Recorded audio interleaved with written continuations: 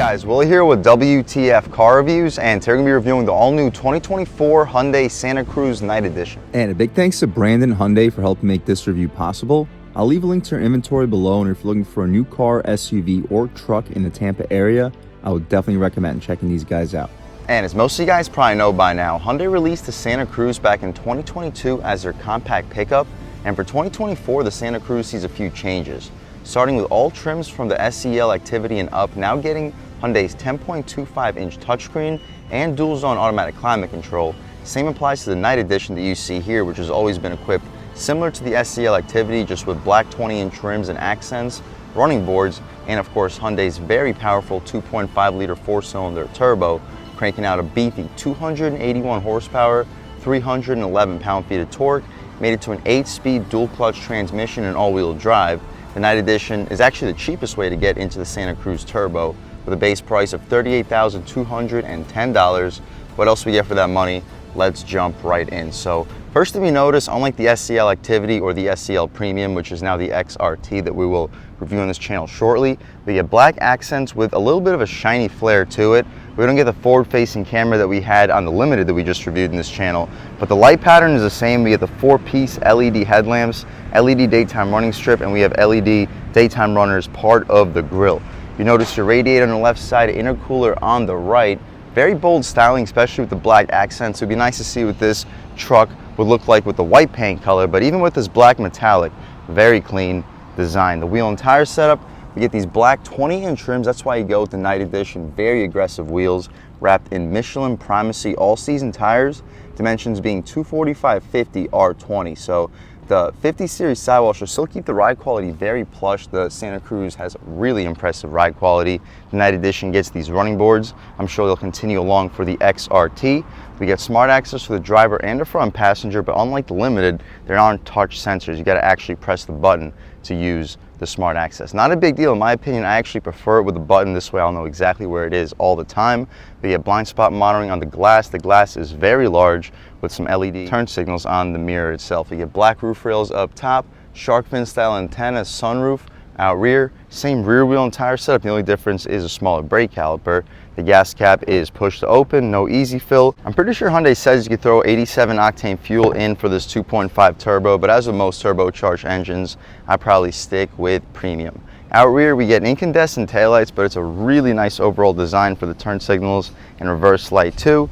It says designed in California as part of this taillight design. It says Santa Cruz etched in the tailgate, H-Track all-wheel drive 2.5 turbo badge. I kind of wish the badging was all blacked out. We get a smoked chrome Hyundai badge for the grab handle. Shout out Brandon Hyundai in Brandon, Florida for helping make this review possible. The tailgate, we can drop it right down. The backup camera is right underneath this grab handle, and we can open up this cover, simply push it forward and it retracts. So we get about a 4.5-foot bed, which doesn't sound like a lot, but it is very spacious, especially for a vehicle of this size. Huge improvement compared to not only the Tucson, but the Santa Fe as well, because you get more cargo space while keeping the back seat. No reason to fold back seats down. We get additional cargo in these little pockets. It's a little bit tough to access with one hand, and it's drenched with water because of the storm last night. But you can throw some grocery bags in there and they won't be flying all around your cargo space. The same thing on the opposite side. LED bed lighting, 4 tie downs in each corner so you can tie some kayaks down. Very useful. And the most important part about this bed tailgate area is this. So we have an additional 2-3 cubic feet of secret storage with drain plugs. You can fill this with ice and cans and really liven up this tailgate party. We also have an emergency latch, so if you're somehow able to fit a person back here, they can hop out of there with the latch. We can shut this thing right down. To close the tailgate, it's a little bit tough because the rope is hidden away, so we'll grab onto the side, pull this all the way back, latch back here, make sure it's shut. Cool. Shut it right up. Take a step back. We'll take a squat. Check out the exhaust tip and those cutouts for the bed, making it really easy to get into the bed. But speaking of the exhaust tip, let's fire up this 2.5-liter turbo 4-cylinder and hear how she sounds.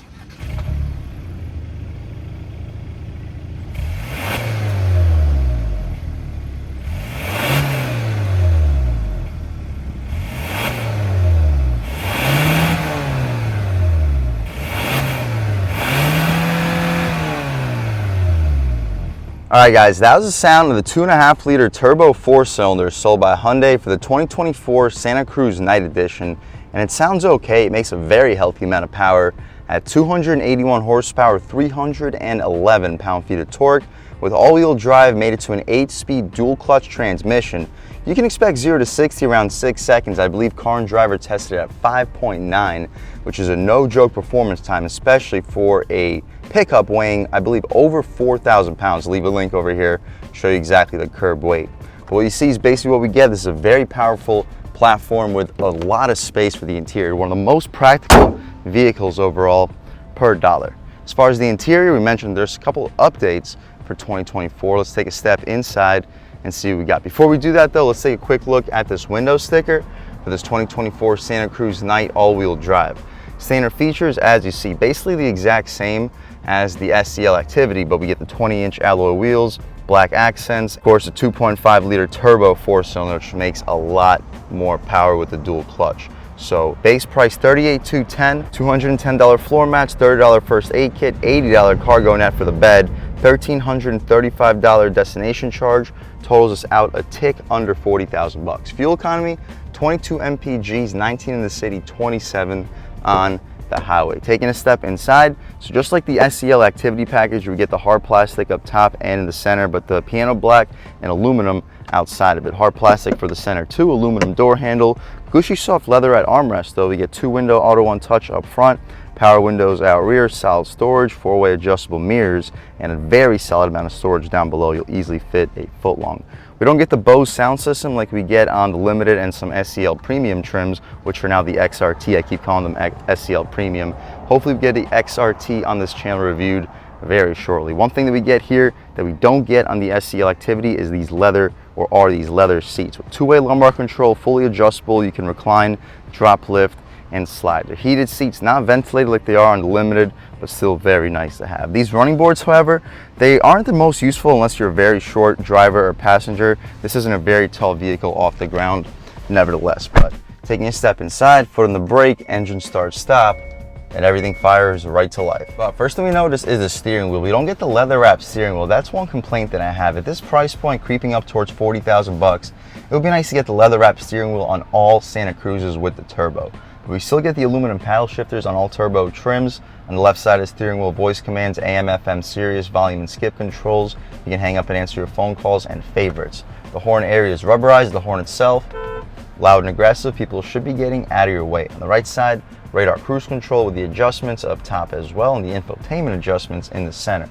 So here, we're looking at our power distribution, tire pressure monitoring. You can also check out our advanced safety features and attention level, digital speedo, drive info, sensory fueling, and the accumulated info, and compass, which functions as a turn-by-turn if you got the GPS hooked up. My personal favorite would be this power distributor screen, so we'll leave it here.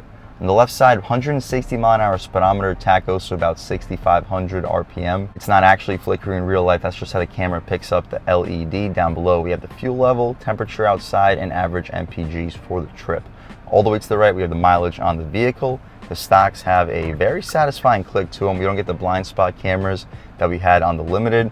Auto headlamps though, auto high beams, no rain sensing wipers. The Limited had rain sensing wipers. This Night Edition does not get them. To the left of the steering wheel, we have our interior brightness, bed light, and you can turn off the traction control, tilt and telescoping steering wheel, and hopefully get a good look at the pedals with the hood latch release to the side. The dashboard is all soft touch material. We get a 10.25-inch digital gauge display and a 10.25-inch touchscreen, which is all new for 2024. The 2023 Night Edition just had the 8-inch screen, the same as the SEL Activity. The map here, we get a map standard. That's also new for 2024. The SEL Activity and the Night Edition for 2023 did not have it. The response though, excellent. Just like all Hyundai products, we get the navigation menu, phone projection, voice memo, climate, valet mode, quiet mode, HD radio, regular radio, media, and the setup. You can pause, take a look at everything else, blue link, notifications, and user's manual. The home screen shows us the song that's currently playing, the time, and the date. My personal favorite to look at all times would be the map, so we'll leave it here. We have the air vents right up top with the hazards in the center, touch sensitive adjustments, which are shortcuts for the navigation, touch screen. You can just simply touch the volume, map, nav, seek, track, radio, media setup as well. Dual zone automatic climate control. I like how we have individual buttons. I just don't really like how they're touch sensors. The climate buttons I wish were hard buttons just so I had a better idea of where they are. I'm not like finagling around while driving 80 on the highway. But anyway, the vent controls are right beneath.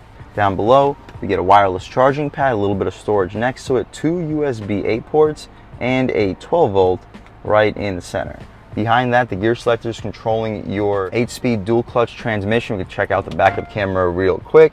Very high resolution guidance lines and trajectory. We can check out the different views for the backup camera. This is the standard view. You can also check out an over-the-top trailer hitch view. This truck doesn't have a trailer hitch, but the Santa Cruz with the turbo is rated to tow up to 5,000 pounds. Without the turbo, I believe it's 3,500.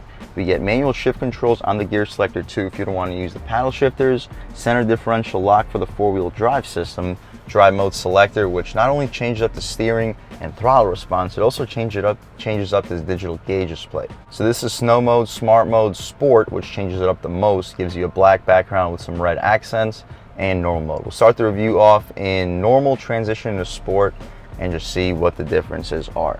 Electronic parking brake, hill descent control, and you can access your camera at all time. Heated seats, as you mentioned, you can fit 24-ounce bottles in these cup holders. The armrest isn't the softest, but it's soft enough. Aluminum button to open it up, and it's pretty solidly spacious. You'll fit 8 to 10 12-ounce cans, depending on how many you can lay on top of each other. The glove box is also pretty spacious. It's wide, not the deepest. You'll fit about 20, 22-ish license plates. You'll fit 2 pairs of shoes if you're under a size 10.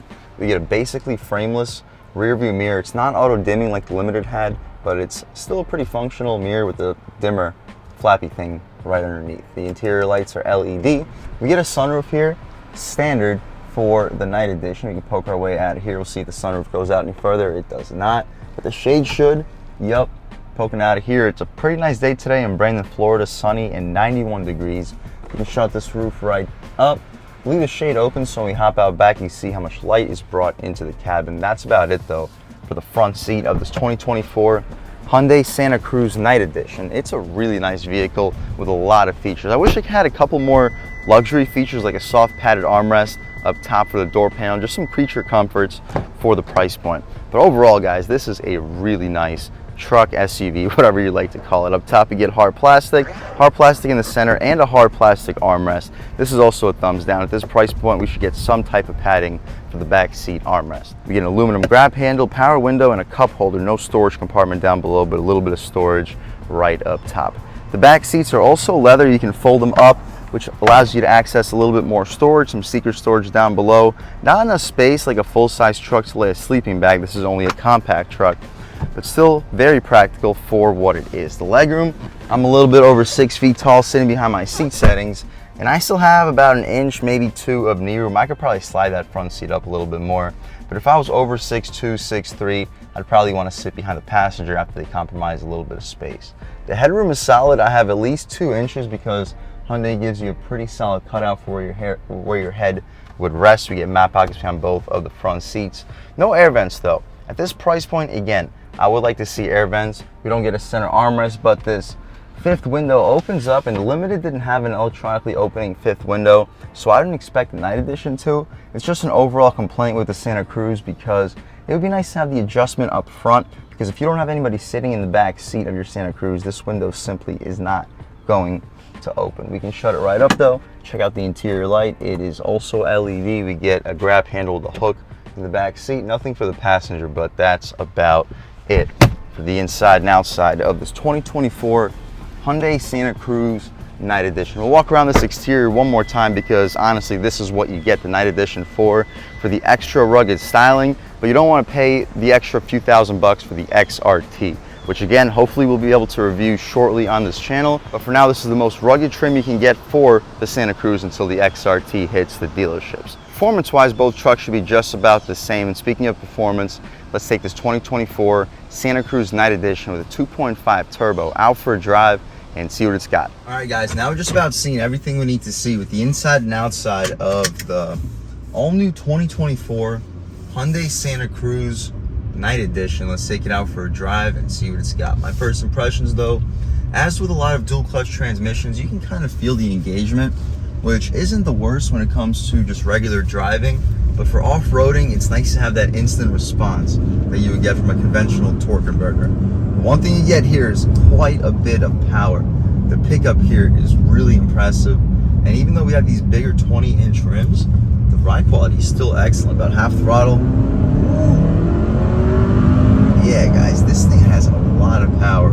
I would love to see what these things actually put down on a dyno, because to do 0 to 60 in under 6 seconds in a vehicle weighing in over 4,000 pounds, you need some serious beef. We can try it out in sport mode real quick, see what changes up. The throttle gets more sensitive. Ooh, shifts are tighter. Yeah, that was barely any gas. That was like less than a third throttle, and it's just taking off. The steering also feels a tad bit heavier. The traction is so good here. Ooh, the body roll's limited. Ooh, big bump coming up.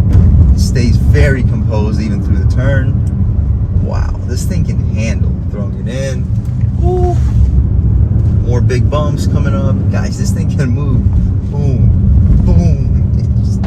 It rides like a truck. Like, it hits the bumps like a truck. You may not really consider it a truck, but it hits the bumps really aggressively, and it can handle too. It handles like a car, but it hits the bumps like something else. But we'll try an acceleration off the line real quick.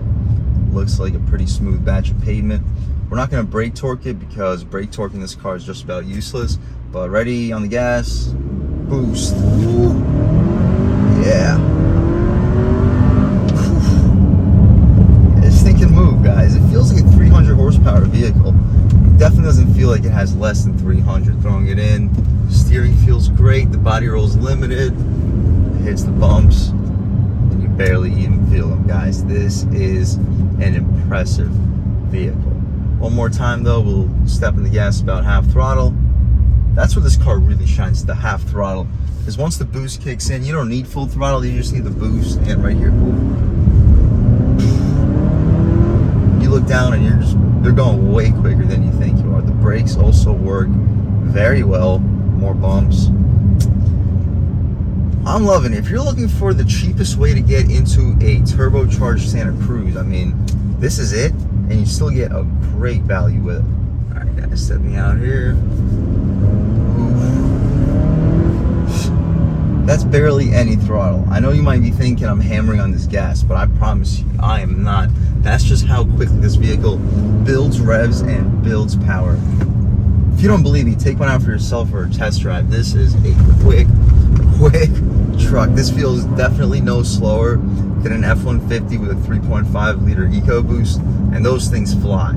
But this thing can handle like a car, while the F-150 noticeably handles like a truck. Taking a step out to this multiple lane highway, as soon as we get the chance, I'll catch right back with you. All right, guys, taking a step out here, we can open her up a little bit more. Oh.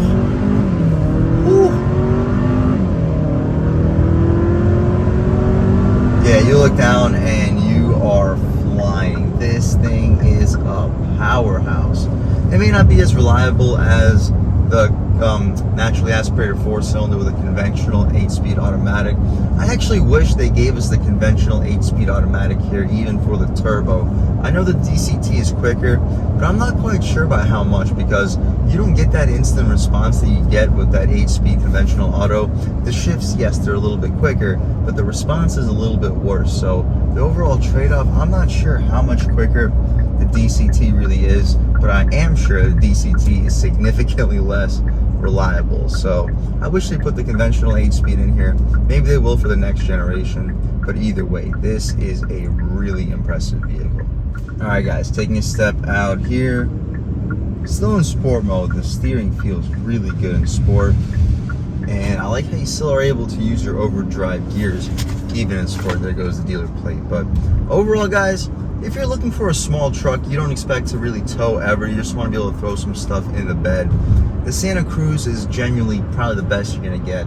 Outside of like maybe a Ford Maverick, it's a good competition to the Santa Cruz. But let's be honest, the Santa Cruz looks a lot better than a Ford Maverick.